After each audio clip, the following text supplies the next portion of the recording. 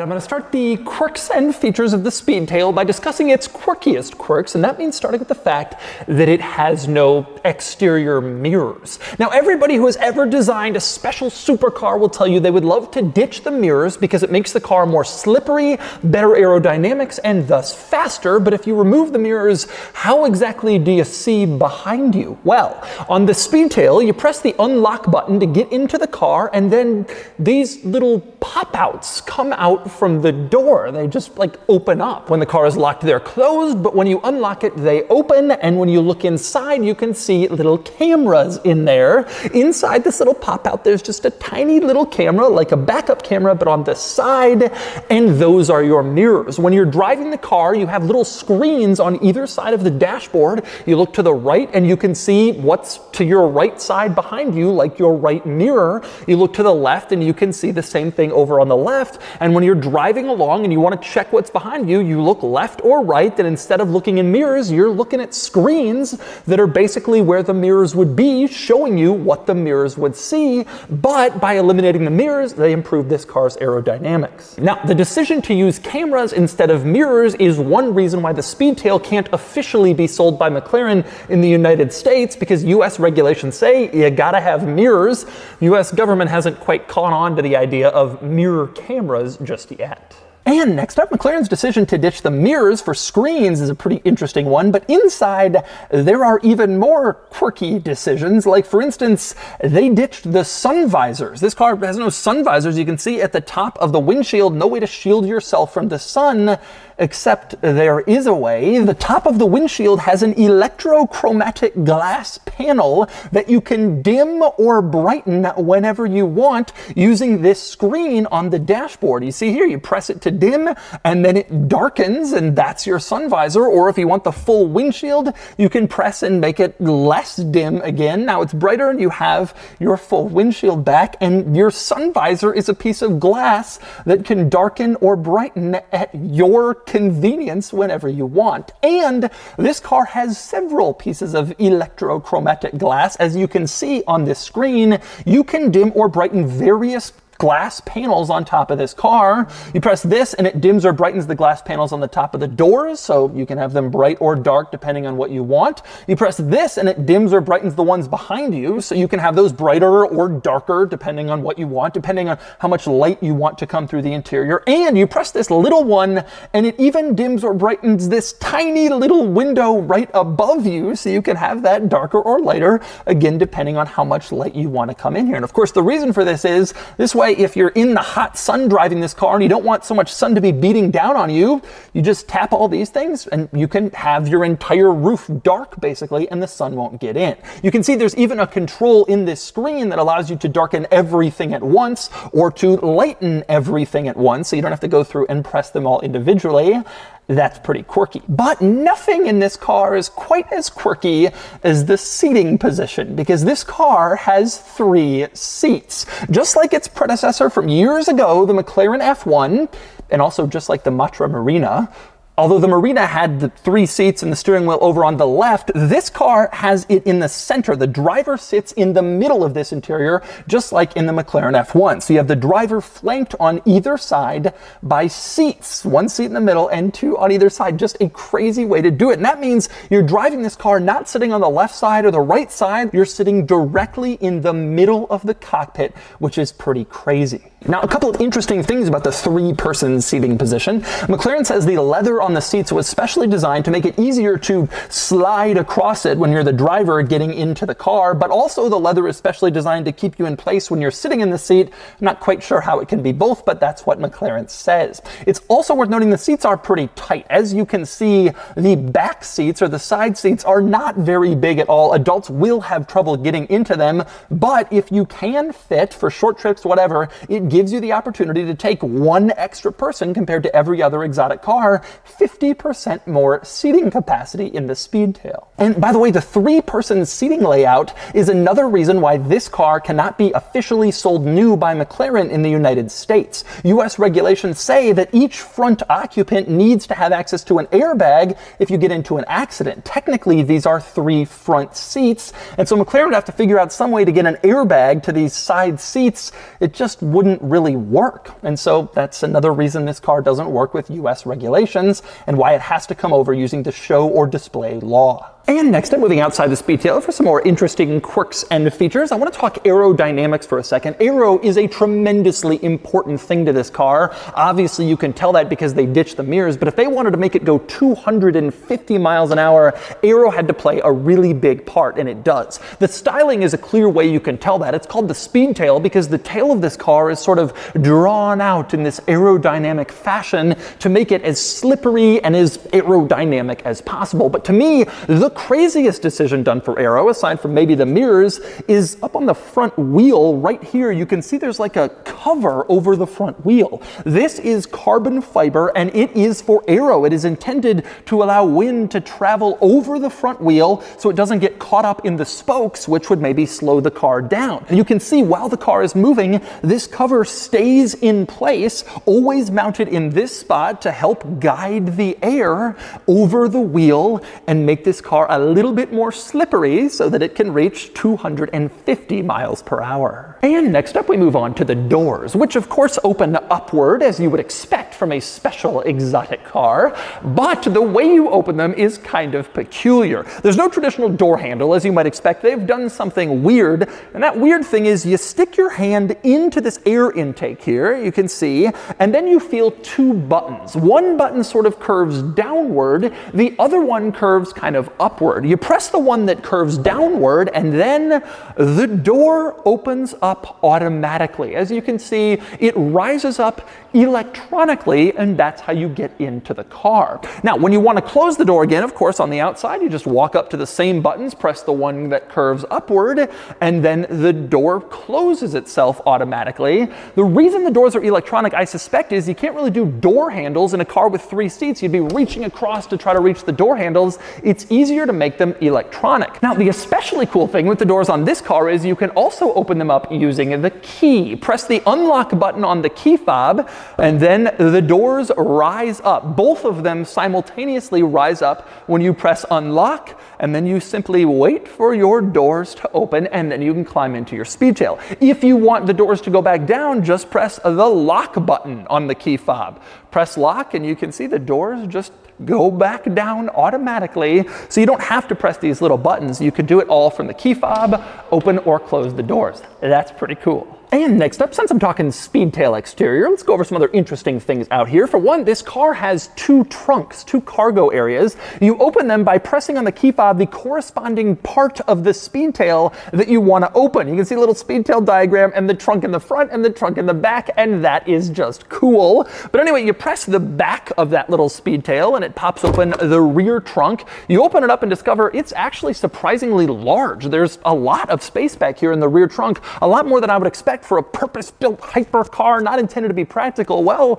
it's actually pretty practical. But of course, there's also a front trunk in this car. And if you press the little front icon on the Speedtail on the key fob, it will pop open the front trunk, and then you can open it up and see that you have more cargo space in here, although not that much. The rear cargo area is a lot bigger than the front cargo area, although there is some cargo space in here. But to me, there are 2 far more interesting things in this front cargo area. One, you press this little button here. It's like a little snap that holds this panel in place. You pull the panel off and you can see this is where your fire extinguisher is, and you also have a little zippered pouch in here that I assume is for tire changes, like a can of Fix-A-Flat or whatever. A more interesting panel in this front trunk, though, is right here. This carbon fiber panel with this tab at the end. You pull up the tab and there are your tools. Your McLaren Speedtail solid gold tools, intended to be gold to mimic the original gold tools in the McLaren F1, which were gold to save just a little bit of weight, according to the designer Gordon Murray. Now, these tools are unbelievably cool. Not only do they say Speedtail on all of them,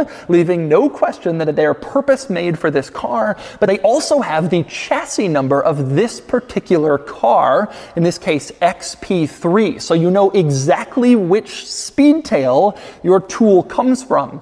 just in case you have multiple and you're trying to remember where to put your tool back in. Now, XP3 is the chassis number of this car. I will explain that later in the video, why this car doesn't have a serial number like 27 or 54, and why it's called XP3. I'll cover that soon. And by the way, speaking of XP3, worth noting the key to this car is color matched. The key fob matches the exterior color, very beautiful, and if you turn over the key fob, it also says XP3, leaving no question as to which Speedtail your key operates. But anyway, next up, since I'm still outside this car, a few more interesting quirks and features out here. I want to talk lighting, especially in back where it's kind of interesting. You can see the lights in back are these thin little strips of light. When you put on the turn signal, it has a sweeping turn signal on this strip on the outer half that sort of sweeps out to whichever side you're turning, and I really like that. That, of course, looks very cool. Now you put on the brake lights, and the brake light is the other half of this little light strip, so you have half sweeping turn signal, half brake light, all on this very thin little rear lighting strip, which looks cool. The third brake light, though, is maybe the most interesting thing. You have this strip of light coming down in the center of the car in the back. The third brake light is a part of this strip. You can see it turn on here. That is a very distinctive third brake light look in the Speedtail. You don't really see that on basically any other car. Pretty cool. And next up, since I'm talking lighting, another interesting quirk of the Speedtail, European regulations say that all cars have to have turn signals in the front, in the back, and on the sides. And that's why you see a lot of cars with turn signals in the mirrors, because that's a logical place to put a side turn signal, except this car doesn't have mirrors on the side. So where do they put that side turn signal? It's in the front wheel well. You can see it here. This little turn signal is in the wheel well to satisfy that regulation, not mounted on the mirror like most cars, because, well, there are no mirrors to mount it on. The wheel well works instead. And next up, a few other interesting exterior items, still focused around back. You look back here and you can see like little lines cut into the bodywork in the back, which seems kind of strange. That's the spoiler in this car. It's an active spoiler in back, and it actually curves upwards when it's ready to, and it curves the body. You can see it's not a distinct spoiler from the body. It actually curves the bodywork up, and that is the spoiler in this car. You will never see that again. A spoiler that actually flexes the body of the car. What an insane piece, another crazy detail quirk of the Speedtail. Now, part of the reason it can do that is because this particular Speedtail is fitted with 1K carbon fiber throughout the entire car. This is a special new type of carbon fiber you can get as an option. It is very expensive, around $600,000 in optional carbon fiber beyond what would be standard in this car alone. 600 grand in optional carbon fiber. You can also see back here, you have Speedtail written out in the back. That's not in regular plastic like most car badges. It's not even in gold. It's in platinum. Platinum badging on the outside of this car for Speedtail and for the McLaren logo in back, also platinum, and same deal, McLaren logo in front. The platinum badging for this car is an $84,000 option. Unbelievable. In fact, this car, all added up, has over $1 million just in optional equipment, which takes the sticker price of this one to around $4 million, making it maybe the most expensive Speedtail in existence with all of its impressive and crazy optional features. And next up, we move back inside the Speedtail, and one interesting quirk is if you're getting in this car to drive it, you can get in on whichever side you want, left or right, it doesn't really matter. That wasn't true of the McLaren F1, which had a gear lever over on the right side of the driver's seat, and so you pretty much had to get in on the left side. But this car, no gear lever, it's not a manual transmission, of course. You can get in on whichever side you want. In fact, if you want, you can climb all the way through this interior,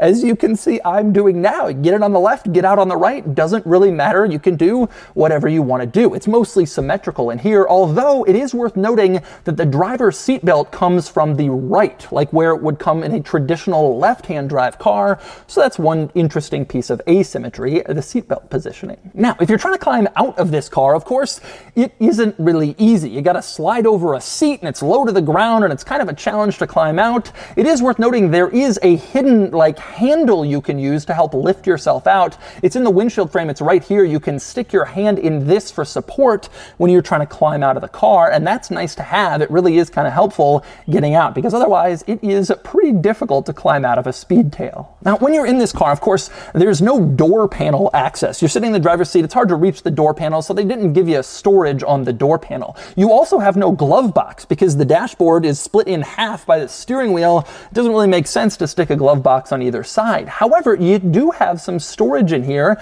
and it's under the passenger seat. So you can see this little clip comes off. It's a magnet, and then there's storage under here, and surprisingly large storage. In fact, there's decent room here in case you want to put stuff in your interior and your 2 passenger seats are occupied. And it's worth noting, you have this storage on both sides. Both passenger seats have this little storage cubby underneath, so you can put your stuff in there, and that is pretty cool. And by the way, speaking of storage, you have one other rather quirky storage compartment in here, a little slot for the key. At the very front center of the driver's seat, this little pouch is where you can stick the key while you're driving the car, and then you don't have to like carry it in your pocket or whatever. You just stick it right between your legs in this tiny storage pouch in front, which is kind of charming. But anyway, once you're inside the car, you want to put the door down.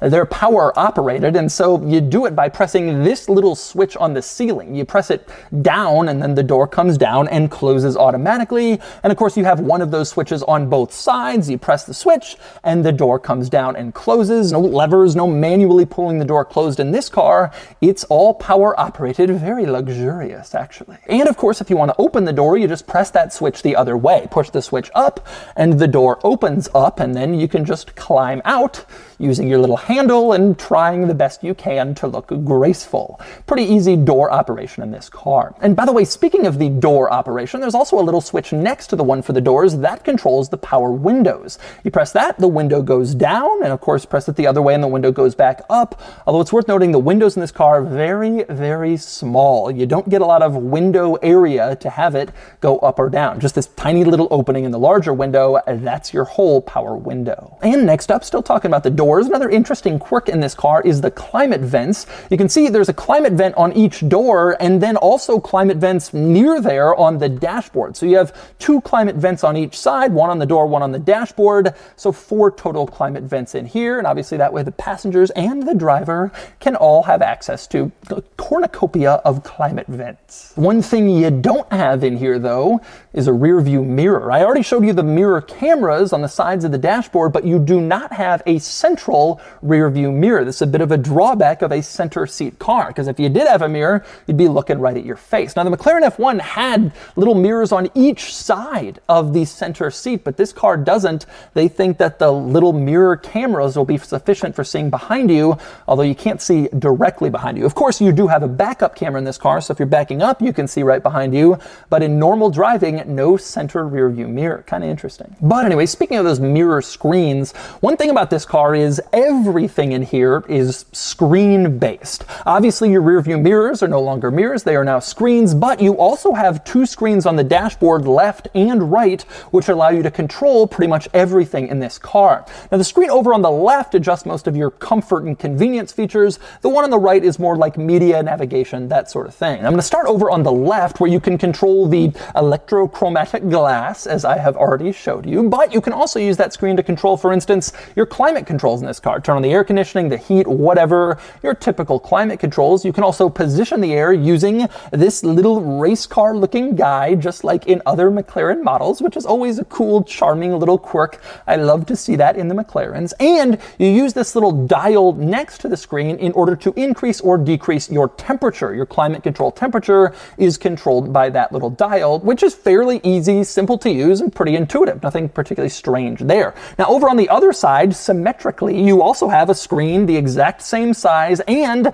another little dial, also the exact same size. This time the dial adjusts your radio volume. So just like in any other car with a radio dial, you can use it to turn the volume up or down. Pretty simple. Now, like I said earlier, this screen over on the right controls most of your media stuff, like your radio, your phone with Bluetooth is controlled through here, and also your navigation system, although I don't see a navigation option with this screen, probably because this car was never intended to be sold in North America, so it doesn't come with North American and navigation. Now, your radio control in this screen is kind of interesting. You can choose between 3 different sound modes. One is focused towards just the driver, if you want the best sound experience just for the driver's seat. You can also change it to all 3 seats, or like a whole car listening experience. You can choose between those different modes. Kind of strange to see 3 different sound modes in a car with such a tiny interior cockpit. Does it really change all that much? Well, McLaren and Bowers and Wilkins, the maker of the sound system, I guess they think that it does. Now, also over in this screen on the right, you have a settings menu, but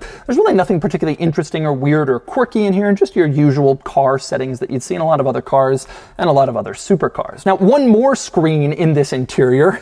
There are a lot, but the other one is probably the most common. That would be the center screen right in the middle for the gauge cluster, and it tells you all of the typical information you would want to know as the driver for this car. Your speed, tachometer, tire pressures, temperature, time, all that sort of stuff is in your center gauge screen. Now, unfortunately, you can't like swivel this. Like in the McLaren 720S, when it turns and adjusts and goes up or down, and it looks really cool doing it. Not so in the Speedtail. It is fixed in place, just being a screen. That is one cool piece of technology this car doesn't get. Now, even though most things in this car are controlled with screens, there are still a few physical buttons in here. To the left of the steering wheel and sort of at the bottom of the dashboard, you have buttons to open the front trunk and the rear trunk, and also the power locks button, and a button to control the headlights and also your parking brake. So there are some buttons down there, some actual physical ones, not on a screen. Over to the right of the steering wheel below the dashboard, you have your hazard light button and your parking sensors, and you can also use this to toggle it in or out of tow mode. By the way, also in this vicinity under the dashboard near these buttons, I mentioned earlier there's no glove box in this car, and that's true,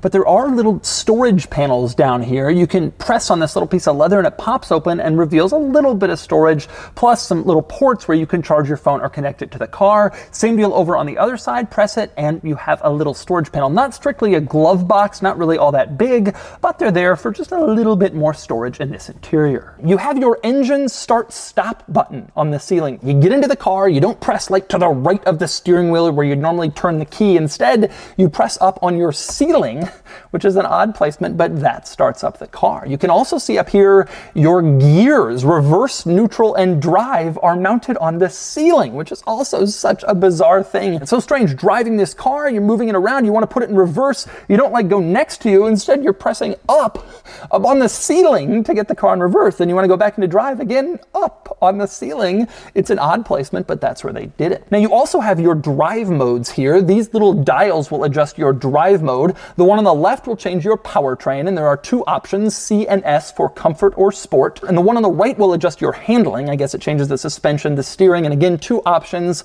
comfort or sport. You can cycle through the 2, although you have to press active before you start adjusting the drive mode. It's kind of strange. You can't just change it. You have to first press active to confirm you will want to change it, and then you can adjust the drive mode. I guess so McLaren makes sure that nobody accidentally changes the drive mode if they don't want to. It's like a 2-step process, kind of odd. Also, one other interesting button up here, this blue button marked velocity. You press that and it puts the car into velocity mode, which lowers it by 1.4 inches, and it retracts the little mirrors on the doors. So you won't have mirrors anymore in velocity mode, but it's intended to make the car as aerodynamic as possible. Lower, no mirrors. Now it's as slippery as it can be, and that's the mode you'll want to be in if you want to go 250 miles an hour. This car's top speed, 250, best achieved in velocity mode. And let's talk about that 250 miles an hour, because that figure makes this the fastest McLaren ever made. Pretty impressive feat considering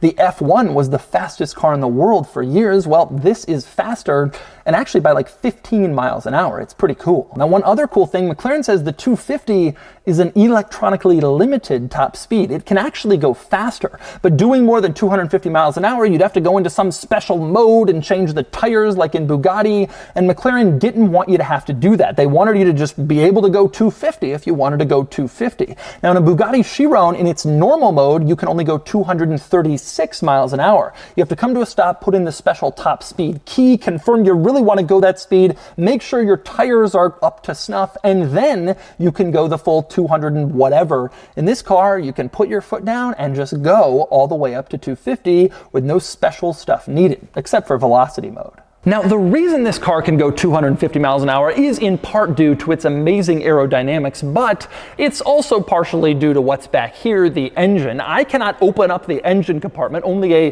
McLaren authorized service center can, but I can tell you about it. It's a 4-liter twin-turbocharged V8, same engine from the McLaren 720S, although in this car it makes more power, specifically 746 horsepower plus 590 pound-feet of torque. Same engine from the 720S, but in the Speedtail it makes about 36 more horsepower and a little over 20 pound-feet of torque more than the 720S. So this car is faster at the baseline, but then there's an electric motor added on as well. Add up the electric motor's output and you get to a total of 1,055 horsepower and around 850 pound-feet of torque. Unbelievable numbers, the result being 0 to 60 like 2.8 seconds on its way to that 250 mile per hour top speed. Now, one other thing I want to cover, like I said before, this is car number XP3. That stands for Experimental Prototype number 3. I told you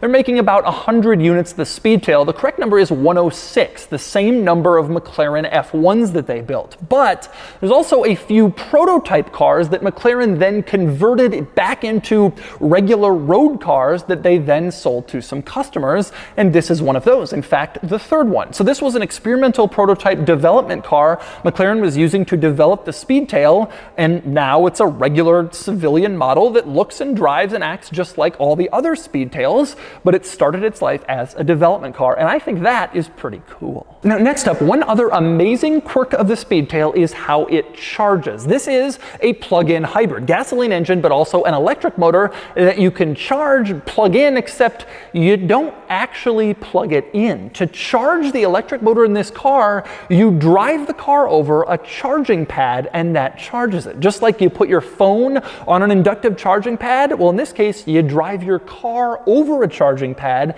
and that charges the motor. You drive over the charging pad and you have to get it perfectly positioned on the charging pad before it can start charging, and there's a little app that'll tell you exactly where you need to move, left, right, forward, backward, whatever, so you can make sure that your car actually charges the electric motor with this charging pad. But once it's in place, it will charge, no need to plug it in, and that is amazing. Tremendously cool. Although the owners of this car told me it's actually kind of a double-edged sword. It is very cool to have that, but it also means you can't plug it in anywhere. There's nowhere to plug it in. That's how you charge it. And so if you're going to take it somewhere and you need to charge it up, you have to also take the charging pad with it. Of course, that doesn't fit in the car, and so you won't be able to charge it unless you have the pad, as opposed to just plugging a car in like every other electric car. Still, amazingly cool inductive charging pad to charge an electric motor.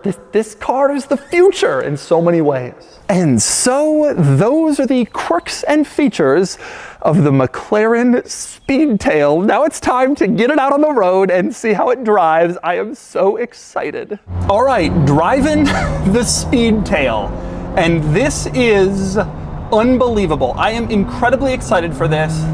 This car is my very favorite modern hypercar because I consider it the quirkiest. Like, I like weird cars, and a lot of people who like weird cars don't love like hypercars. Oh, they're too expensive, whatever. But this is a weird car. It is both a weird car and a hypercar. So many interesting quirks. So driving it, obviously the first thing you notice is the seating position is a little bit unusual. You're sitting in the middle of the car. Now, the Triple F guys told me, and I am experiencing firsthand, your instinct is to kind of move yourself over in the car to like the left part of the lane, because that's where you're used to driving here in the States. And I'm sure you'd feel, if you were driving the UK or Australia, whatever, you'd move to the right part of the lane. But you're in the middle of the car. So you have to kind of keep that in mind as you're driving this. I'm sure you'd get used to it, but you have to keep in mind, like, you're in the middle, so you have to stay in the middle of the lane, which is a little bit of a mind thing. It's like, whoa, okay, interesting. Real quick, just driving the car sort of at lower speeds, I'm actually surprised by how relatively accessible and stable it feels. It doesn't seem like some insane, crazy thing yet. It actually feels reasonably comfortable. You can get the air conditioning on, so this car is relatively it's comfortable in here. I mean, I got good seating room, good knee room, which is so rare for supercars because of this center seating position. All right, let's get it out and see what it can do.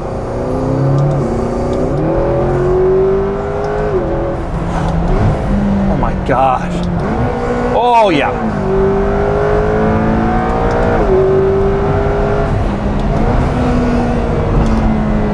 Oh, wow.